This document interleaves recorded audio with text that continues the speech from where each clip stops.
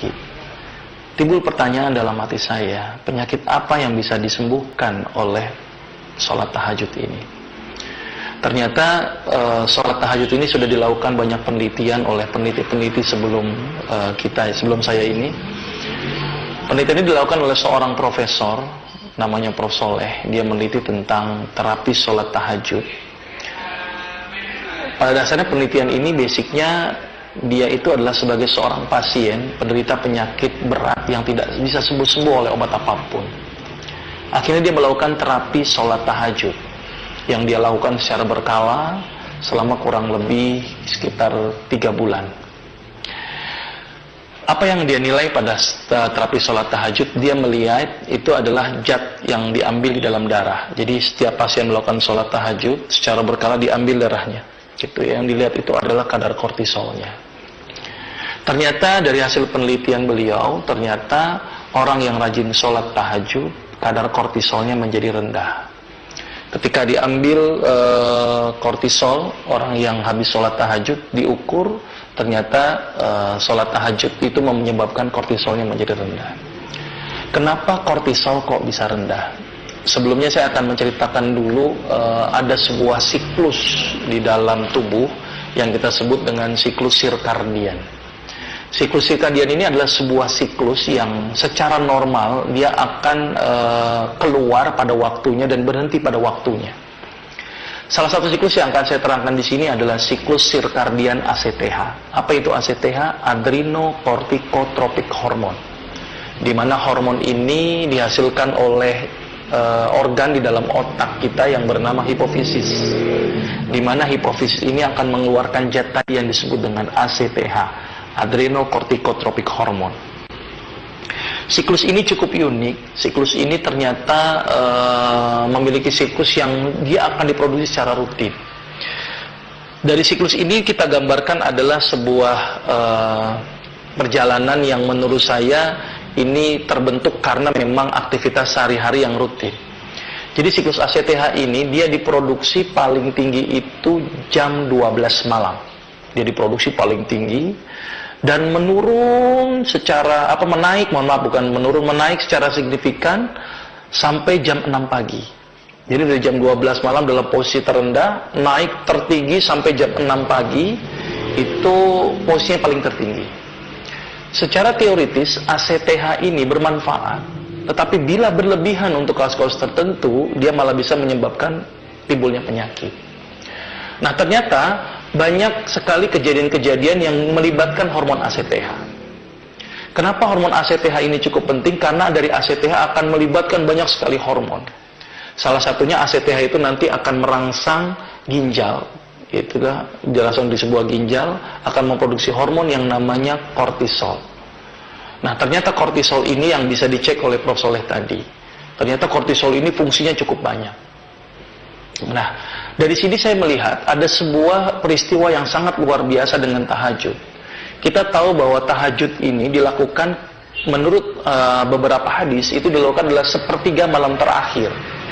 Sepertiga malam terakhir kalau kita hitung secara teoritis malam gitu, jam malam itu kira-kira sekitar antara jam 2 sampai jam 5 itu sepertiga terakhir. Kita akan lihat dari jam 2. ACTH tadi diproduksi jam 12 malam, kemudian meningkat dari sampai jam 6 pagi. Ketika jam 6 pagi meningkat, maka ACTH keluar dalam jumlah yang banyak. Ketika banyak, maka ACTH akan merangsang kortisol, akan merangsang epinefrin, akan merangsang hormon seksual. Ketika itu berlebihan, ada manfaat tapi juga ada efek yang dirugikan. Salah satu yang paling ditakutkan dari ACTH yang berlebih adalah terangsangnya produksi epinefrin. Ternyata ACTH akan merangsang hormon yang namanya epinefrin. Hormon inilah yang akan menyebabkan pembuluh darah menjadi ciut. Hormon inilah yang akan menyebabkan tensi menjadi naik. Maka itu tidak heran banyak sekali orang yang terkena serangan stroke atau jantung mendadak atau darah tinggi yang mendadak itu sering terjadi di pagi hari. Karena kenapa? Karena ACTH ketika pagi hari meningkat, maka epinefrin juga meningkat. Ketika epinefrin meningkat, apa yang terjadi? Pembuluh darah akan menciut. Ketika pembuluh darah akan menciut, dia akan menjadi pecah. Maka itu tidak heran orang yang rajin sholat tahajud, itu mampu tereduksi ACTH-nya. mampu tereduksi epinefrinnya, sehingga bisa tercegah dari pecahnya pembuluh darah, sehingga bisa tercegah dari timbulnya stroke. Maka itu orang yang rajin sholat tahajud, epinefrinnya akan tereduksi. Itu baru satu sisi. Kita akan lihat dari sisi lain adalah efek kortisolnya. Ternyata ACTH meningkat, kortisol meningkat, epinefrin meningkat. Tadi epinefrin sudah saya bahas masalah tentang hipertensinya. Saya akan bahas masalah kortisolnya. Ternyata kortisol, salah satu fungsi kortisol itu adalah yang pertama adalah meningkatkan kadar gula darah dengan cara merangsang metabolisme karbohidrat. Ketika ACTH meningkat, maka kortisol juga akan meningkat. Ketika kortisol meningkat, maka gula sangat meningkat. Maka itu sholat tahajud sangat dianjurkan bagi penderita penyakit diabetes. Karena kenapa? Karena ketika sholat tahajud, ACTH menurun, kortisol menurun, maka gula akan menurun. Maka itu orang yang rajin sholat tahajud, itu sangat bagus bagi penderita diabetes. Karena dia mampu menurunkan kadar gula darah. Itu fungsi kortisol yang pertama. Fungsi kortisol yang kedua, ternyata kortisol ini erat kaitannya dengan efek merangsang efek gembira berlebihan yang disebut dengan euforia. Ya, euforia atau kadang-kadang depresi yang terlalu berlebihan. Dan atau orang-orang yang gampang tersinggung. Maka itu orang yang jarang sholat tahajud biasanya salah satu ciri yang paling mudah kita kelihatan adalah gampang sekali tersinggung. Gitu ya. Ternyata kortisol berlebihan, ACTH berlebihan, euforia berlebihan, depresi berlebihan. Maka itu kenapa orang yang rajin sholat tahajud itu dapat mendatangkan ketenangan.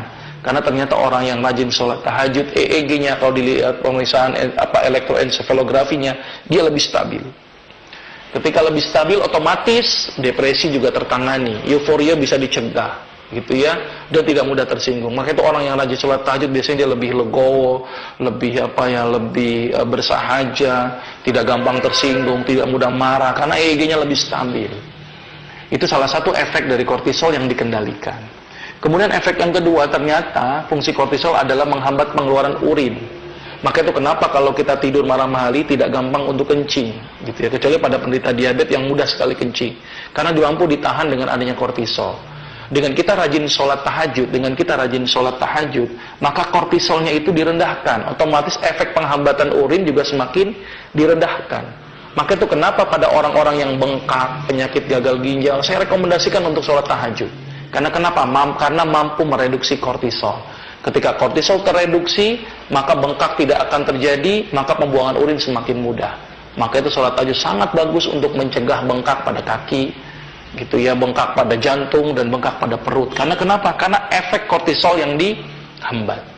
Selain itu juga kortisol berperan penting juga untuk menghambat pembentukan limfosit.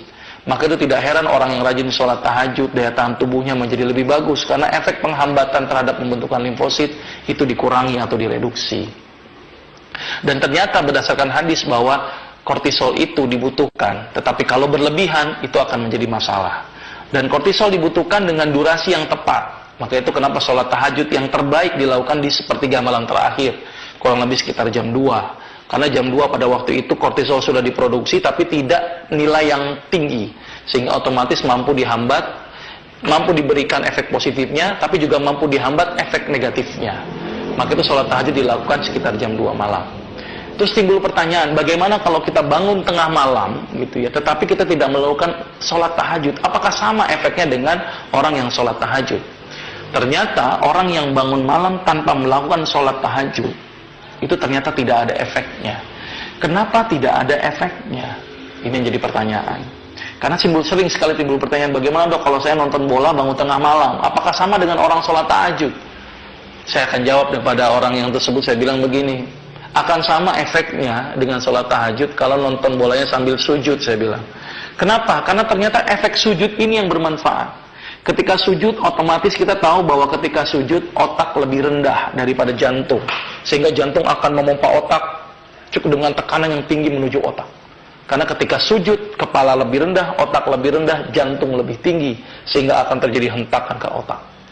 Maka itu orang yang akan berefek, orang yang akan berefek bangun tengah malam adalah orang yang rajin sholat tahajud.